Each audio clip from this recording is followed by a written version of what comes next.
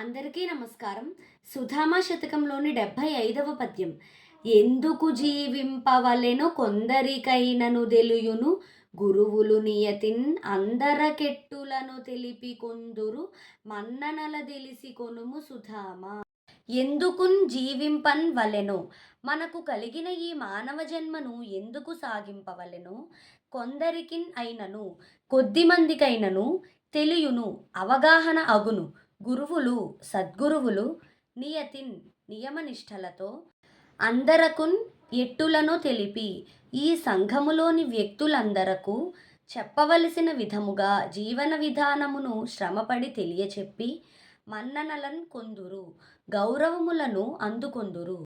అంటే, ఓ సుధామ, మానవ జన్మ మనకు ఎందుకు కలిగినది, దీని రహస్యమేమి అను ప్రశ్నలకు సమాధానములు కొందరికి మాత్రమే అర్థమగును. అట్టివారు మిగిలిన వారికి ఆ రహస్యమును బోధించి గురువులై మన్ననలను పొందెదరు సుమా. కావున సద్గురువులను ఆశ్రయించి కర్తవ్యము నెరుగవలెను. ఇది ఈ పద్యం యొక్క భావం.